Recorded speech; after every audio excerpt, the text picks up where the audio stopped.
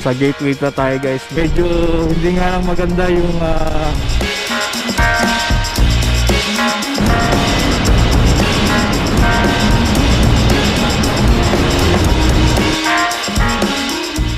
so try natin itong mga pagkain.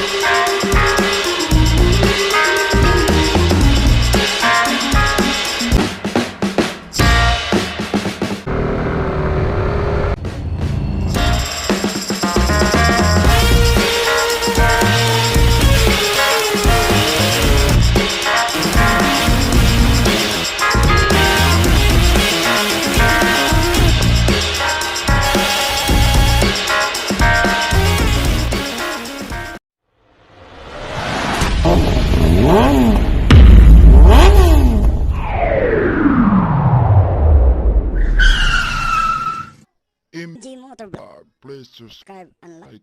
and share. Good morning mga ka-MG. Hello guys, kamusta po kayong lahat? Ayan, medyo mahaba-haba yung naging bakasyon natin dito sa Bicol. So, pauwi na po tayo ng ating tahanan. Ayan, madaling araw po tayo bumiyahe guys upang mas madali, no? Siyempre, doble ingat na lang dahil yung mga way na dadaanan natin, hindi natin alam kung merong lubak. So gaya nito, nasa harapan natin yung mga truck. Ayan, mas lalo mag-iingat po tayo lahat. Ayan, mahigit aray, sabi ko na nga ba 8 hours and 3 minutes ang aking biyahe mula dito sa Pan-Philippine Highway. So yung travel natin 8 hours and 3 minutes. Medyo mahaba-haba to guys.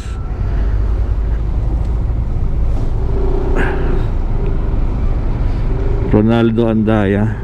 Yung may papansin nyo, lubak-lubak yan, oh. Matagtag dito. Oh no!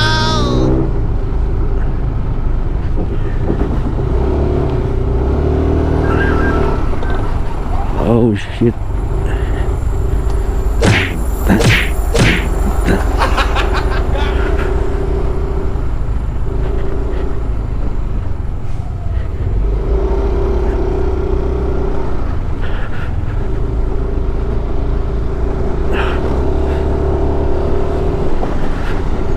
Ay, stop pa pala.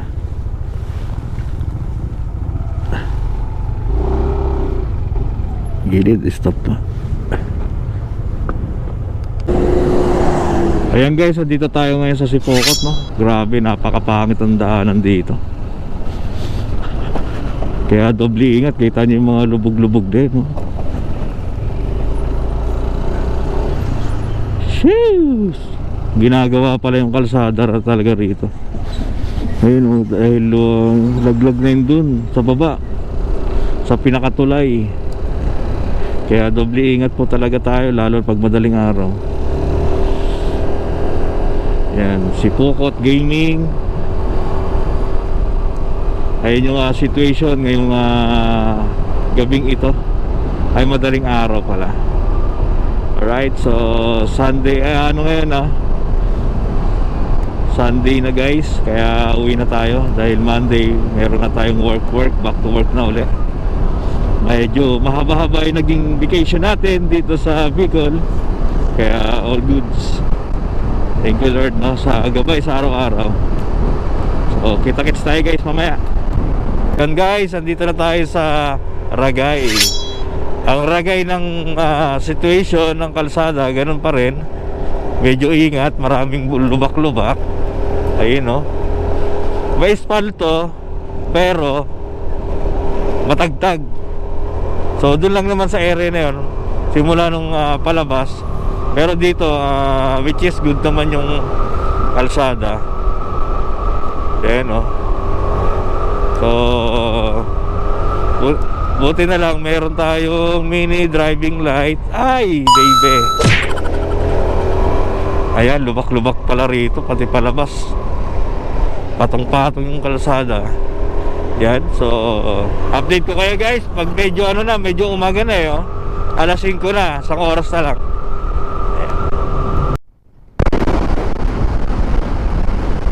So So yun guys, nasa Andaya Highway na tayo. Woo! Sarap oh. Ang haba ng ano, bangkingan. Umaga na, 5:31 na ng umaga. So napaka ganda ng kalsada. Dati nung dumaan ako rito, medyo bako-bako pa rito, pero ngayon hindi na. Asfaltado na yung mga kalsada rito. Yan, all goods. Diba? Mas maganda kasi yung babiyahe tayo na bihira lang yung mga lubak. Dahil syempre masisira yung rear shock natin, tsaka yung front shock. Pag yung pumaldog yung gulong natin, naku po, malaking problema. Masisira yung ating mga mags. Ayun pa naman yung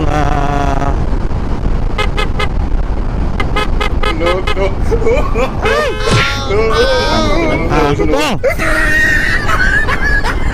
Kahit kayo mga aso kayo. Aso yung kalaban dito guys sa kalsada. Ayun o, daming aso pag-alagala. Umaga na kasi. So update na lang tayo guys. Pag medyo maganda-gandang spot na yung ating madadaanan. Ayan, nasa gateway na tayo guys ng Bicolandia.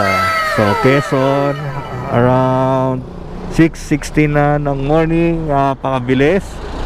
Ayan, at magpipicture-picture lang tayo. Tapos sibat na rin tayo para makapag-almusal. Okay? So guys, nandito na tayo ngayon sa Calawag, Quezon. Ayan, Villa Paraiso. So medyo hindi nga lang maganda yung mga kalsada no, bago pumunta rito. Ay gaya nito, dududud. Diba? Naku, ingat-ingat talaga. Minakita rin ako guys, nakakasabayan ko rin na nag-overshoot. Kaya ingat po tayo sa mga nagmumotor. Huwag po tayo patulog-tulog. Huwag po tayo patulog-tulog, okay? Pag tulog-tulog ka, tulog ka kay Lord. Pangit na daanan.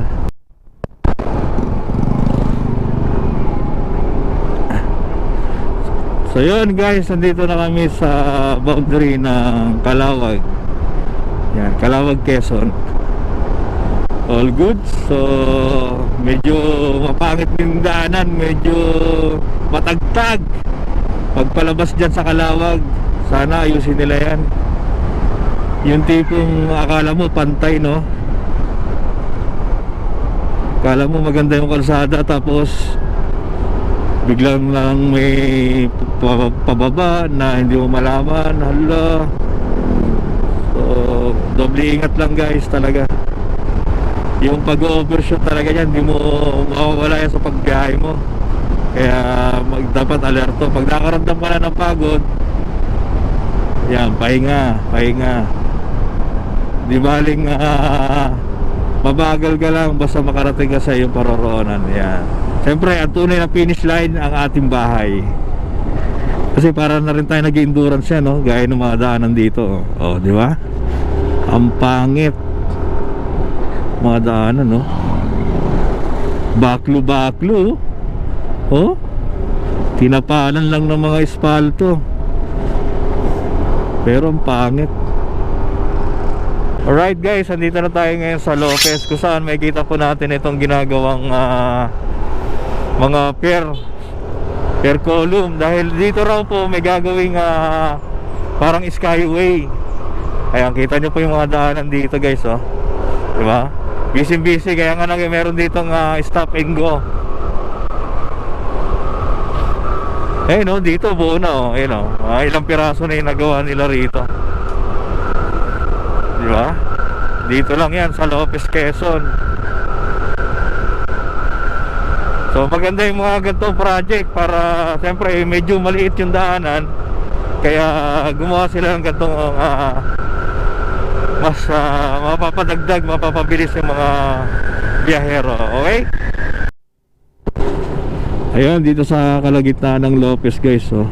Kita nyo, one way lang yung pinapadaan nila.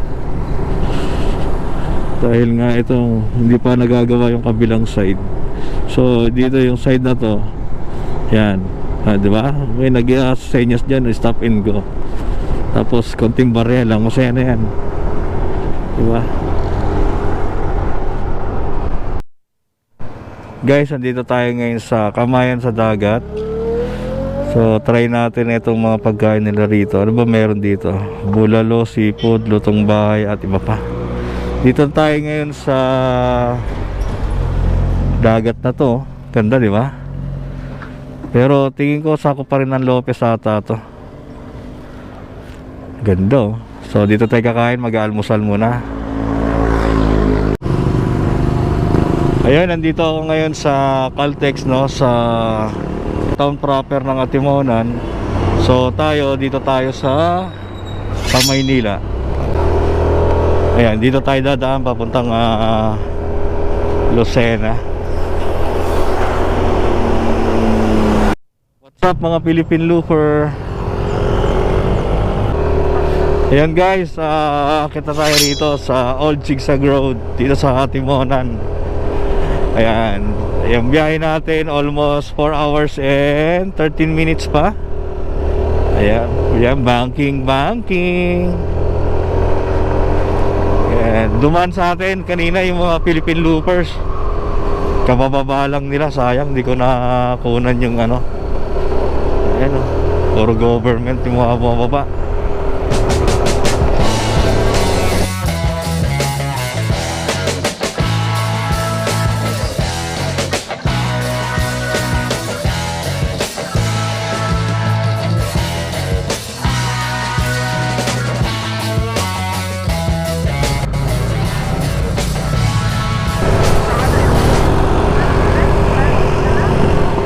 Alright, so dito tayo ngayon guys sa Old Zigzag Road. Ayan, ganda, oh. Napaka lupit. Pag ilang beses na rin natin na dumaan dito. Yeah. Ganda. Ang daming ano, yung JNT. Para may parada yung JNT rito, oh. Dumaan sila ng Atimonan dito sa Marcos Highway, no, Old Zigzag Road. Yan na.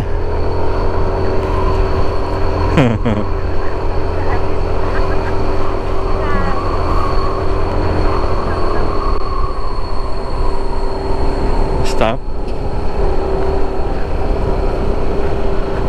Yan, paakyat dapat. Ito, ginawa na to.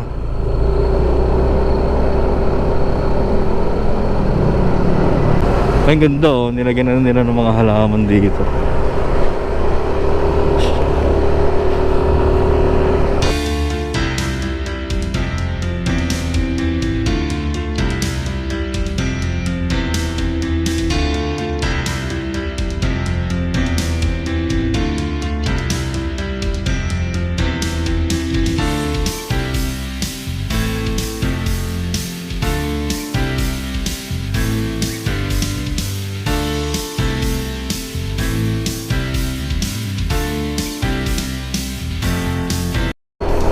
Turn right.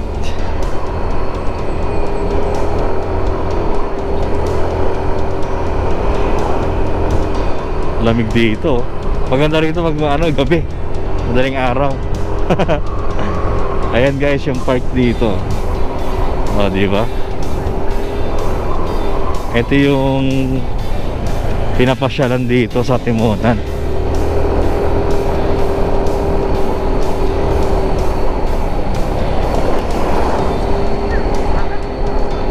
Yung mga bikers, oh. Marami ritong lubak. Ayun, oh. Mahaba ito. Mahaba yan. Kala mo ganyan lang yan.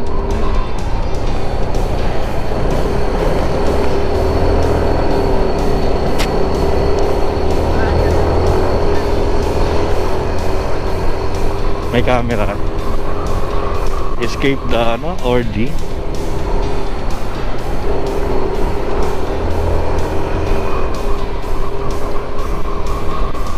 Ayun oh, mini-maintain talaga nila, may naglilinis. Marami naman dito nag-guide. So, kung bukal sa kalooban mo, siyempre mag-aabot-abot ka kahit mga barya-barya. Pero yung mga galante rito, yung mga, lalo na yung mga balikbayan, so nagbibigay dito ng ano guys, ng mga 20-20, minsan 100. Ibang vlogger. Kasi napakasipag din nila. Parang bagong ulan lang dito.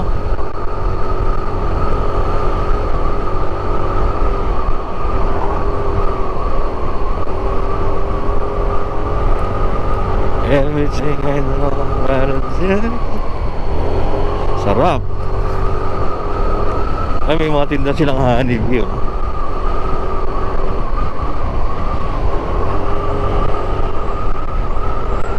Woo!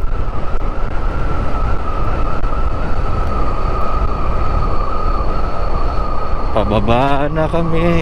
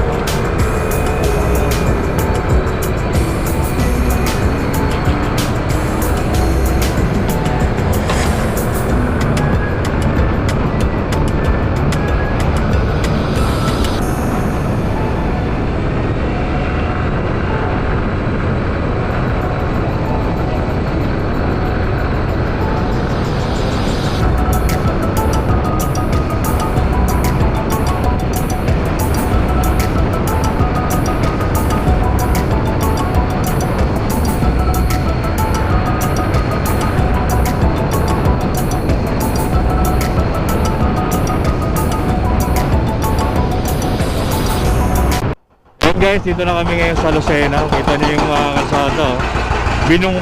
Binungkal na para gagawin. Di ba? Ayan. Tanggal, oh, kapal na, no? So, since na ginawa to, ganyan nakakapal pagka patong-patong na yung espalto. Ayan, stop and go yung ginagawa nila. Ayan, naka-stop sila rito. Tapos kami naman, nakago kami. O, di ba? Traffic na. Lalo pagpapasok ka. So kami, buti na lang palabas na, gaya ni Kuya Truck, o, di ba? Chill lang. Malapit na, 3 hours na lang yung babiyahe namin.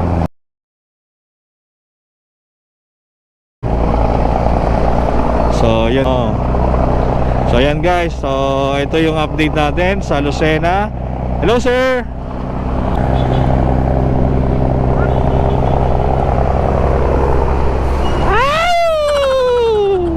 Shalalala.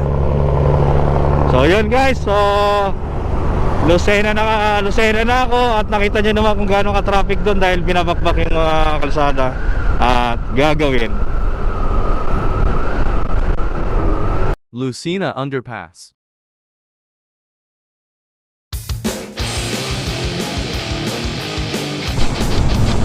Wow, ang ganda, oh. Ang luwag-luwag, oh. Kunti lang yung mga sasakyan, oh. Di gaya ng pagbiyahe natin ng Holy Week, oh. Sobrang traffic, oh. Alright, yun guys, shout out pala sa mga nanood sa atin, oh, at mga nag-comment na mag-ride daw kayo. Mag-ride dito papuntang Bicol. So ako, pauwi na ako. Ingat-ingat po sa lahat ng babiyahe. At yan, God bless po. Guys, so 10:40 nakarating ako ng City of San Pablo. Uy. Right, so dire-diretso na tayo para makauwi na. So konting oras na lang, 2 hours and 31 minutes. Medyo malaki-laki yung oras na kinain natin ngayon. Unlike dati, no? Pag mas maganda yung pacing ko dati, tsaka komportable yung biyahe ko dati, guys. Komportable naman ngayon, kaso nga lang mas medyo marami yung gamit na nadala ko, tsaka yung mga pampasalubong ngayon. So ayun guys, nandito na tayo ngayon sa Alabang. Naman tayo ng San Pedro, Binyan. Ayan, basta parting Laguna. And ayan, 4 minutes bago makarating dito sa exit ng Sukat Road going to Bikutan. So I hope na magustuhan nyo po ang aking video sa araw na to. Don't forget to like and subscribe. MG Motovlog. Kita-kits po tayo sa next vlog, mga kabayan. Ayan, yung mga Skyway. At God bless. Stay safe po. Choose life.